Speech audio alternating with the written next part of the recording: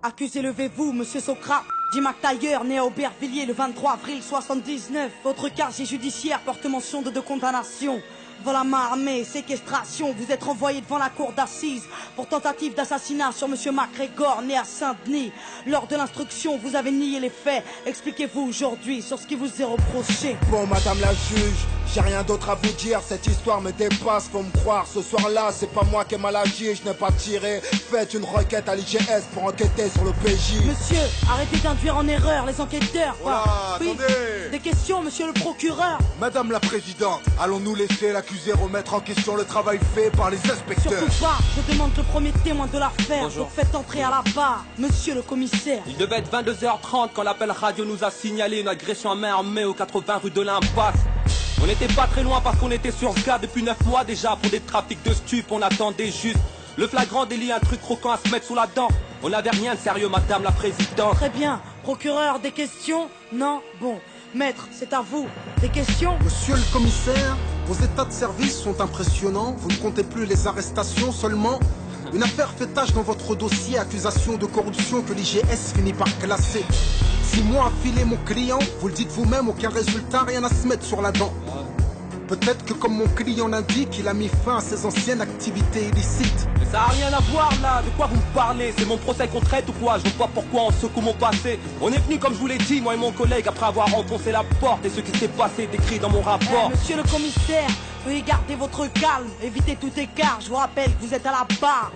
Faites entrer monsieur MacGregor, témoin dans cette affaire, c'est à vous. S'il vous plaît, veuillez être clair. Madame la présidente, pour être franc, ça fait 1 heure que je suis assis dans le box. J'écoute les conneries de l'autre flicaillon qui me fait passer pour un tox. Ce soir-là, je me rappelle pas trop des faits, juste que c'était pas drôle. Et que c'est Passot qui m'a tiré dessus pour notre accord. Quelle éloquence, monsieur MacGregor. Mais nous ne sommes pas au théâtre. Et à la barre, il faut être fiable. Et le prochain témoin n'accuse pas, il donne des faits. Donc faites-le appeler pour qu'il puisse témoigner. Ce putain de quartier a plus d'âme. Sont tous atteints, ça pue le drame. Je suis pas trop de cul de concierge, planqué derrière un Judas, loin d'être vierge. Mon casier porte le poids de mes erreurs. Comme ce gosse écrasé, des fleurs du sang sur son Bermuda. J'ai payé ma dette, je roule droit, la tôle m'a rassasié. J'étais cool avec ma môme quand j'ai vu l'arme et sa tête. Un brasier dans ses yeux, j'imagine la suite. Ça pète dans tous les sens, ça sent la poudre, les substances illicites. Mais en parlant de substances, êtes-vous toujours alcoolique? Désolé, ma dernière cuite était en 98. Cet enfoiré nous a frôlé, moi et la petite, il pissait la rage. Vous êtes dans un tribunal, surveillez votre langage. Un nouveau témoin devrait intervenir. À la barre, s'il vous plaît, je demande, Bachir. Écoutez, moi j'ai tout vu, j'ai tout entendu, je vous dis tout, pas de malentendu, ces keufs sont des ripoux. Au départ de l'histoire, j'étais chez MacGregor, Pépère il était tard et d'un coup ça frappe fort. Mon pote s'agite, s'excite, hésite à aller voir, puis me suggère de me glisser dans l'armoire. Elle entrouvert, lui a ouvert, le mal est insolent, violent et muni d'un revolver. Mon compère s'explique, essaye de le calmer, mais très vite le jeune homme a commencé à s'emporter. Puis soudain la porte claque, les policiers débarquent, un keuf braque, il a le trac, les nerfs craquent, un coup de barre. L'homme se tient la tête, regrette ce qu'il vient de faire. MacTayer reste de fer et mon pote est par terre. Attendez, un coup de barre. Vous l'avez vu? Vous l'avez entendu? Et tout ça du placard? Je l'ai vu et entendu. Comme je vous vois, comme j'ai vu ce policier prendre le brolique à MacTayer, je l'ai vu et entendu parler à petite voix, parler de balistique et comploter pendant des heures. Oh, de qui il parle là? De qui il parle? Mais madame la présidente, c'est pas vrai. Calmez-vous, je vais évacuer la salle. Calmez-vous, j'ai dit. Merci. Bon, nous allons poursuivre et passer aux réquisitions. À la barre, monsieur le procureur, c'est à vous. Mesdames et messieurs les jurés, nous avons là une affaire simple. Une histoire de ghetto de plus qui vire au drame. Et aujourd'hui à la barre, la routine s'installe. Que dire de plus? Un soir il devient fou, il sort avec une arme et un témoin l'a vu. Vous l'avez entendu, à n'en pas douter, vous y avez cru, l'accusé a été reconnu. Le témoin était là avec son enfant lorsqu'il croisa l'accusé armé d'un revolver menaçant, criant de venger la victime. Peu de temps avant le crime, devant un père et sa fille. Peu de temps avant le crime, mais l'accusé ne s'arrête pas là. Le commissaire vous l'a dit sous serment, il a tiré. Avec sa rage mortelle, il a tiré. L'accusé avait fermement l'intention de tuer. Il est coupable, mesdames et messieurs les jurés. Laisser cette bombe à retardement dans les rues serait insensé. Et ne vous laissez pas abuser. Les témoins de la défense sont tous du même quartier. Ils jouent à l'arme à feu, drogue et j'en passe, c'est pourquoi leurs récits ne sont pas dignes de foi. Et n'oubliez pas l'accusé, multirécidiviste agressif, un délinquant qui joue avec la justice. Afin de savoir vos enfants en toute sécurité, cet homme se doit d'être enfermé. Madame la présidente, je requiers une peine de 8 ans d'emprisonnement et laisse la parole à la défense.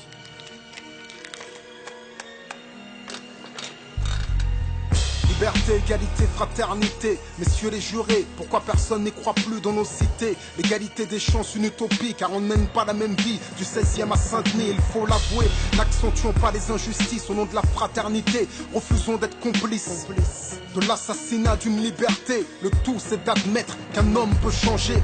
Notre société ignore-t-elle le pardon?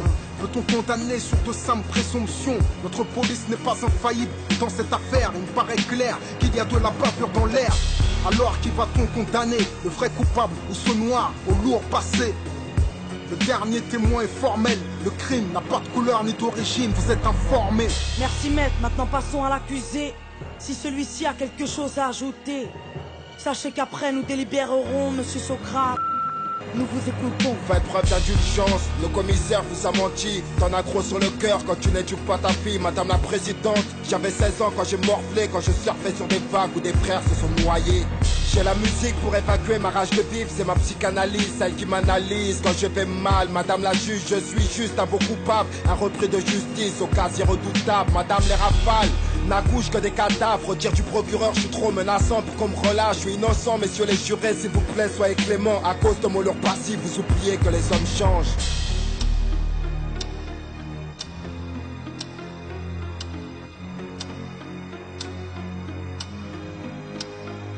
Monsieur Socrate, après délibération pour tentative de meurtre, avec préméditation sur la personne de monsieur MacGregor, tout a été prouvé. Vous êtes reconnu coupable à l'unanimité. La cour vous a condamné à la peine de 5 ans de prison ferme. Sachez que vous avez 10 jours pour faire appel.